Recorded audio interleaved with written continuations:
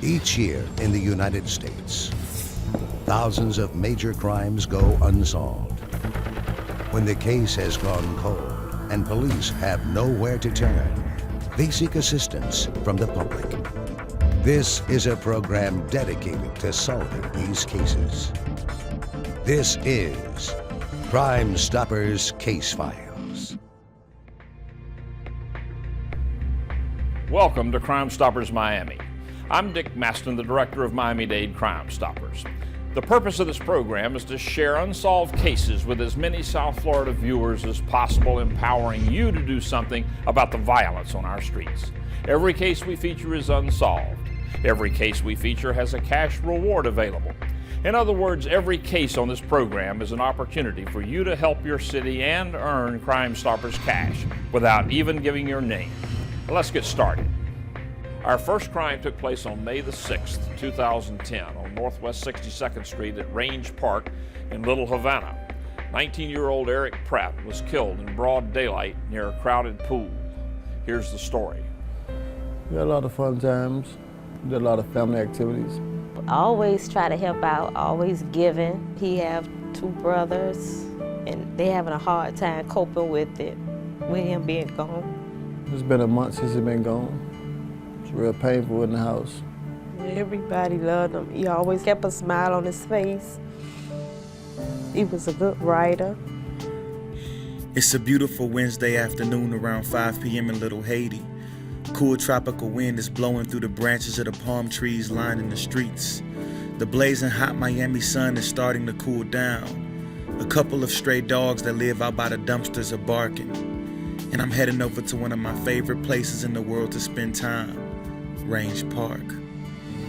We're here at Range Park in Liberty City, where the victim Eric Pratt was shot and killed on May 6, 2010 at approximately 6:15 p.m. We had two individuals, two suspects, exit a white SUV parked just west of the pool here. Both individuals walked along this corridor right here and onto the basketball court. They proceeded to walk this way in a casual manner towards the victim, and two of his friends were sitting down. Actually, they were playing a game of dice. They had been here maybe about 4 or 5 hours hanging out here at the park. When the two individuals approached, they casually walked in an eastward direction towards the three victims as if they were going to walk on by. As they got closer, they veered over to the victim, Eric Pratt, along with his two friends. Basically, once they approached the victim here, they asked the three individuals, the victim and his two friends, if anybody had any weed.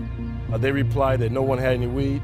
Immediately after that, both suspects vanished firearms from their waistbands and executed the victim, Eric Pratt, here on the scene on the basketball court.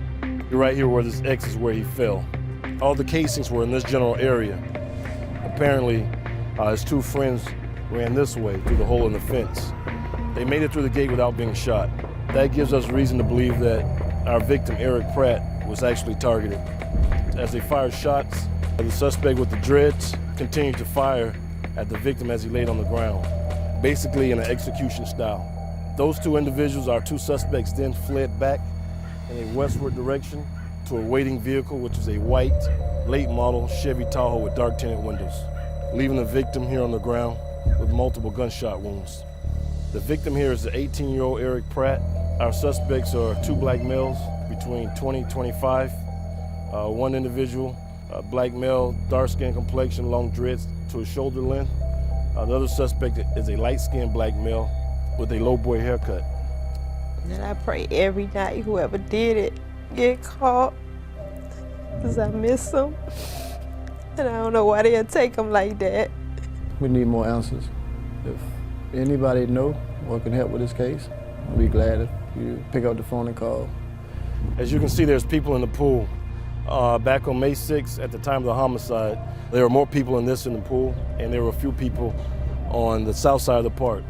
I'm quite sure we know that somebody had to see something. If anybody saw anything, don't hesitate to call. Police have descriptions of the killers in this case. The first is a black male between 5'8" and 5'10", wearing a black shirt and dark shorts. His hair is in dreadlocks. The second was a black male with a lighter complexion, a low boy short cropped haircut, a white shirt and khaki pants. The suspects fled in a white SUV. If you have any information about this tragic murder, please call Miami-Dade Crime Stoppers. When we come back, we'll ask for your help solving the September 2008 murder of 49-year-old Michael Garland when we return on Crime Stoppers Miami.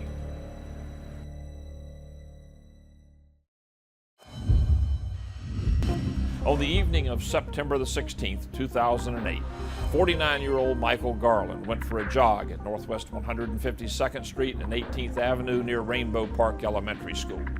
He never made it home. Here's the story. My brother, Michael Anthony Garland, was a terrific guy. From the moment he was a kid, he was always approachable, always helpful, always to lend a helping hand, a listening ear. In the neighborhood, he was a kid everyone wanted to play with. And he just had that air about himself that made you want to know him even if you didn't know him.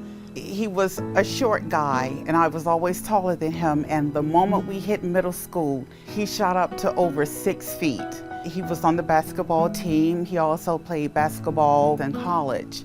Basketball fanatic, Michael Jordan look-alike. And he had the clothes, memorabilia, everything with MJ. MG had it.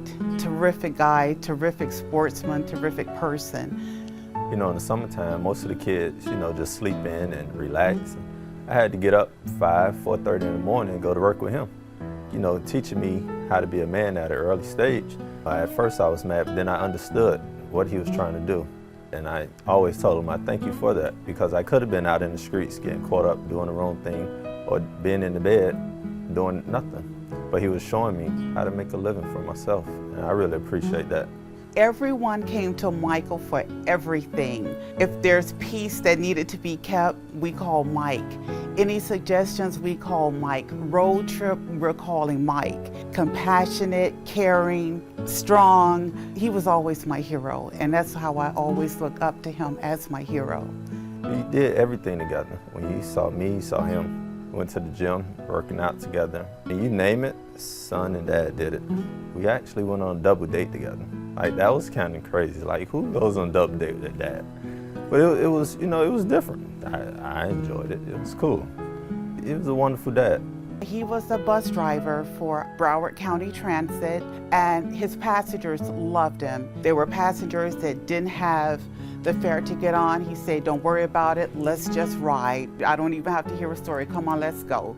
And after his passing, we heard so many stories from so many people that we didn't know of the kindness that he had showed them, and we had no idea that it had extended to that level.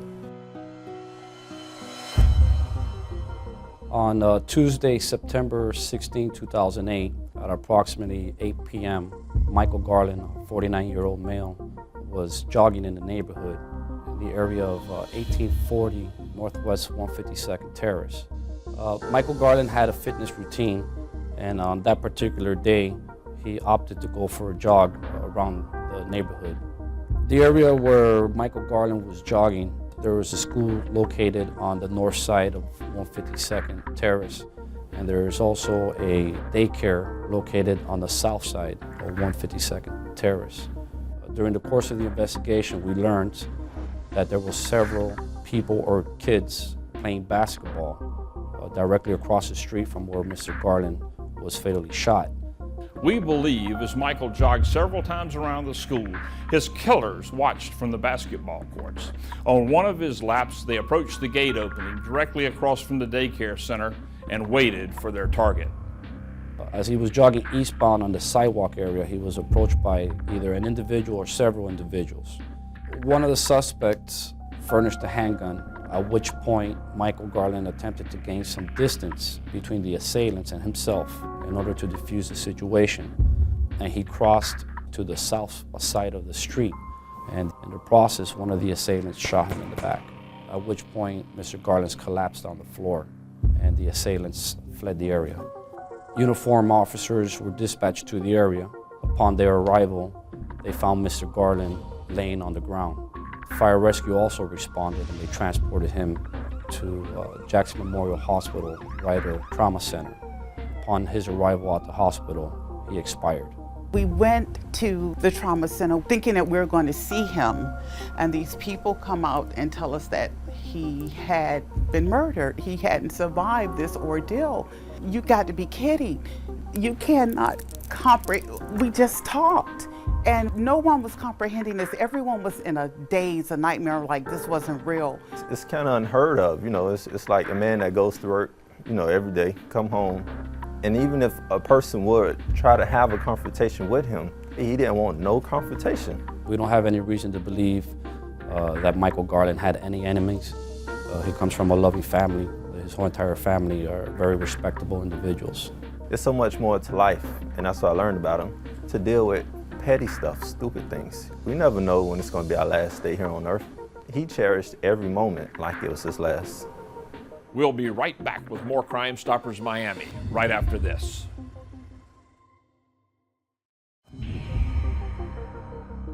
Welcome back to Crime Stoppers Miami, where we continue the case of the murder of Michael Garland.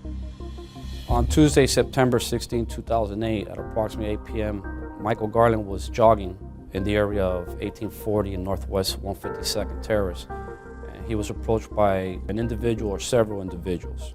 And during the course of him trying to de-escalate the situation, he was fatally shot in the back. It's possible that either one or several of the assailants fled on foot westbound on Northwest 152nd Terrace.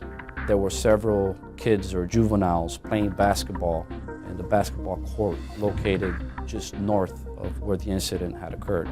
We're hoping that maybe the parents that live in the neighborhood and who have children who frequent the basketball court area, if they would be willing to take a moment of their time and talk to their children in reference to this incident, and maybe their children have been a little bit reserved to give that information because they haven't been asked. Of course they have the no snitch thing that's going on, but does it have to happen to your dad for you to say, okay, now, you know, I want to talk about this? Too many families are hurting. It's too devastating. You're talking about a guy that did not deserve this. This night he decided he was not going to go to the gym. He would just walk around the schoolyard. Why would someone want to come and take his life? For what reason? You cannot even walk in your own community. And because of this, me personally, I'm still stuck on September 16, 2008. I tried to go forward, but I have no reasoning, no understanding. We hear that people in the community know, but people are afraid to say anything because of whatever consequences that they may incur. But if you have information, you can remain anonymous. Call Crime Stoppers, give them the information that you have, and help us grieve a little better with this case. It hurts like hell. He was such against violence. He never, ever would do anything confrontational to anyone. So why would you want to hurt him? What had he done to you? It doesn't make you a man. It doesn't make you big. You're destroying yourself, you're destroying families, you're hurting others. Why won't the community just come forward and say, I know something? I'm not afraid to call. I'm not afraid to let someone know what I saw, what I heard. Does it have to come into your home before you want to take any action towards this? It has to stop. And the pain will never end. But if it could save someone else from this, I would never want anyone else to experience this. But sadly, it's happening more and more every day. Miami-Dade detectives have little to go on in this case. Hopefully one of our viewers can give police the information they need to solve it and take a killer off the streets.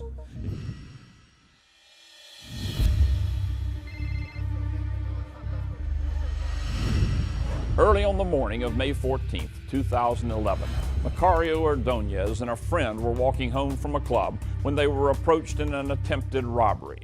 Here's the story.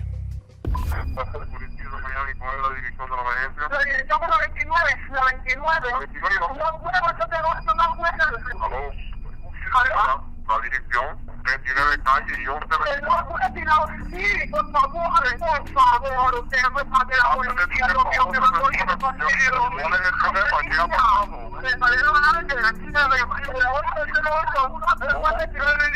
¿Agredido? Sí. Lo mataron, señor. Claro. ¿Había alguna arma involucrada, señora? No, no, se me mala pasó, que se me dispararon y ya. ¿No dispararon? Ok, yo lo voy a enviar al hospital. Usted de esta manera no viste ningún carro ni nada. No, no, On May 14th, 2011, at approximately 4:50, 4:55 in the morning, in the area of Northwest 8th Avenue and 29th Street. I know this is a predominantly Spanish neighborhood. I have two victims that were hanging out at a local bar named La Rosa. And after several hours there, they decided it was time to go home. My victim, Macario Ordonez, was walking with his friend. They were going home. They were walking westbound on 29th Street, approaching 8th Avenue. And once they made it a block away, they were encountered by 4 black males. 3 of the males walked towards the victims and walked past them, getting on their other side. The last male, the offender, approached the victims and with a gun in his hand, told them, money. One of the victims told him, no money, and he ran. The other victim remained.